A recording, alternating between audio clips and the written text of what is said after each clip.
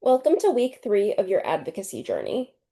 Today we're focused on something powerful, your voice. As a reminder, I'm Peyton, and together we're going to explore how to communicate effectively while staying true to yourself.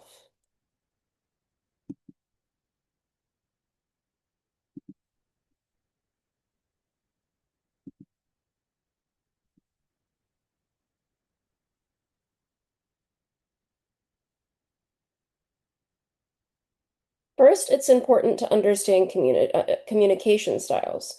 So we're going to dive into some different speaking techniques to understand each of them. Each of us has natural strengths in how we express ourselves. There are some different types of communication styles. For instance, passive aggressive, passive aggressive, and even assertive. But communication can be direct and assertive, so that would be something like expressing your thoughts while equally respecting and considering others' ideas and keeping communication balanced. Collaborative and engaging, so that would be an example of asking people what kinds of things they may want to include in their ideas. Thoughtful and reflective, that is often more of a passive listening style, so not so much as this example of keeping your own opinions quiet to avoid potential discord, but more thoughtful means that you're taking an active listening approach, and making sure that everybody is being seen and heard. And then energetic and passionate. We all know that we are really excited to delve into things that we are passionate about. And so, really maintaining that enthusiasm during a communication, it can be really important. It's important also to kind of stay away from these aggressive and passive aggressive communication styles, because that can turn into something that makes people feel unheard. So we are going to do a voice and a breathing exercise. So since we're on the topic of communication styles, and we're going to start with a simple exercise to connect with our voice. So this is going to be a breathing foundation. So sit or stand comfortably. Place one hand on your belly and breathe deeply, feeling your breath move your hand. So in for 3 counts, out for 3 counts. And notice how steady breath supports steady speech. So when I take a big breath, I'm able to then talk and be able to communicate very effectively. But these are some other vocal exercises that you can do. They're like lip trills, so you can relax your face and exhale while your lips vibrate. So kind of silly, but just a good way to warm up. Humming. Tongue twisters. So she sells seashells by the seashore. And there are all types of different things that you can do to kind of warm up before you're giving a big speech or preparing to communicate something that might be a little bit tricky to convey. Okay, we're going to move on to crafting our message. We're going to work on building an elevator pitch, which is a short and powerful statement about what matters to you. Your message should include these 4 things. They are the most important things: what you care about, why it matters, what needs to change, and how others can help. Watch as we build an example. Our neighborhood needs a safe place for youth to gather after school. Currently, kids have nowhere to go between 3 and 6 p.m., leading to isolation and risk. By creating a youth center, we can provide supervision, activities, and community connection. So that was a simple 3 sentences, but that tells me what I care about, which is kids feeling safe in a neighborhood, why it matters. There's currently nothing, I'm sorry, why it matters. Kids feeling safe obviously matters. That one is pretty self-evident. But obviously that leads to better, like, better, better resources and ways in which students can feel supported. What needs to change? There's nowhere for kids to go for between 3 and 6, and how others can help. Um, Others can help by creating a youth center, volunteering at a youth center. There are a lot of ways in this small elevator pitch that people can help. Okay, now we're going to talk about active listening, which I brought up a little bit earlier, but we're going to talk about more extensively now. Because great communication isn't just about speaking, it's about listening deeply. So practice these techniques while you are listening. Make appropriate eye contact, Use encouraging gestures, ask clarifying questions, and reflect back what you hear. Remember that good listeners make powerful advocates. Listening is as important as talking when it comes to advocacy because you want to understand how you contribute to the world around you. Okay, now we're going to talk about some public speaking techniques. I know public speaking can be a little bit scary, especially for younger people, but it's a really important way to be able to use your voice. So let's explore some speaking techniques. Body language. Make sure that you stand grounded and balance, use natural gestures, face your audience, and breathe regularly. It's really hard to be able to give a good speech if you're panicked and therefore breathing really fast.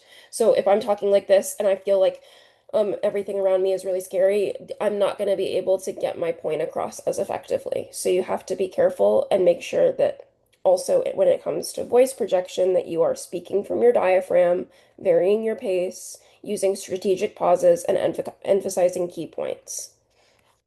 These are all just ways in which you can make your speech even more effective and make it reach the most amount of people. Um, these are all important things to think about when you're constructing your speech, but at the end of the day, remember that the most important thing is just being yourself. The biggest tool you have is you and your dedication. And even if you mess up a little bit in your speech or you start speaking too fast or you're feeling really nervous, that doesn't mean that your message isn't powerful, and that doesn't mean that you should give up. Handling your nerves. Before speaking, make sure that you take deep breaths, visualize success, remember your purpose. Start with something you know well, and then during speaking, make sure you focus on your message, connect with friendly faces, and pace yourselves. These are all ways in which you can help yourself when you're feeling nervous about speaking up, which I would like to reiterate is a very natural feeling before speaking. Even though I've been giving speeches for years now, I still get extremely nervous. Honestly, even filming this, I get a little bit nervous. I know that there's going to be a lot of people watching me, and so I want to put my best foot forward, but I also want to be my authentic self. And those are really important things to balance. Okay, we're going to move on to the exciting part. Well, first we're going to watch a little 30-second clip, but then we are going to do a practice session. Why are photographers ditching their expensive cameras for this NASA super zoom lens? Because it clips on your smartphone and lets you take stunning pictures. Being able to think on your feet is essential in unexpected situations, and it can set you apart as a flexible and confident speaker. That's why I want you to warm up with an exercise called the 1-minute monologue. Choose a random topic. You can look around you and pick on the first thing that you see, or maybe pick a word from a book or a headline. Me, I carry around my deck of Sponto Time cards that have a lot of business and kid-friendly prompts on them. Next, give yourself 1 minute to talk about the topic. The 1-minute monologue exercise is a low-risk way for you to flex your spontaneity muscles. There are no consequences to talking about a random word as opposed to something that's truly important or meaningful about your business or your life. Practice this exercise often by challenging yourself regularly with new and unexpected topics. Remember, spontaneity is a skill, and like any skill, it gets better with regular practice. You've got to put in those reps.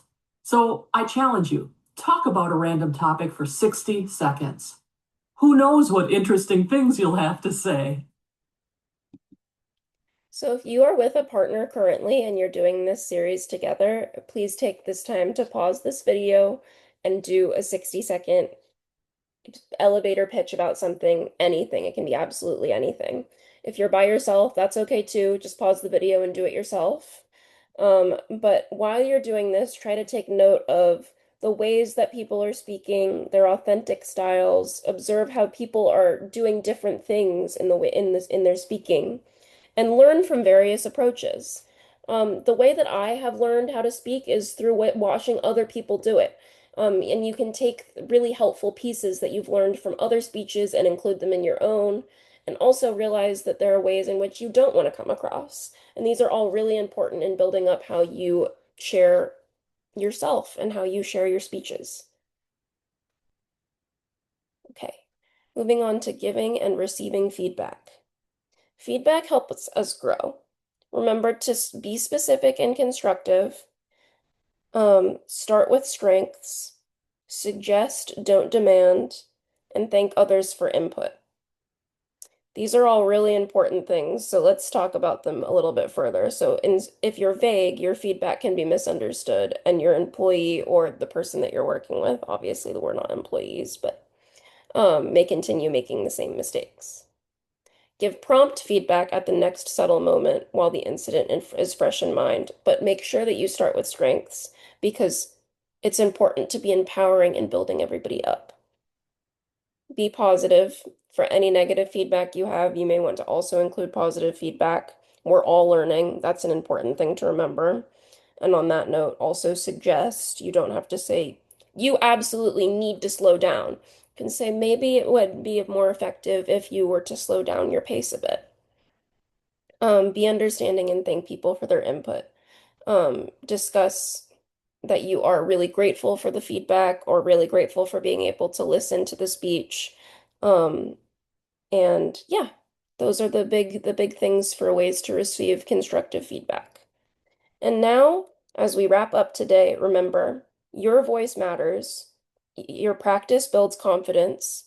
Above all else, stay authentic and support others in finding their voice. Your speaking challenge for next week is to share your elevator pitch with 3 people and notice their response. What engages them and what questions do they ask? Thank you so much, and I look forward to seeing you all next week.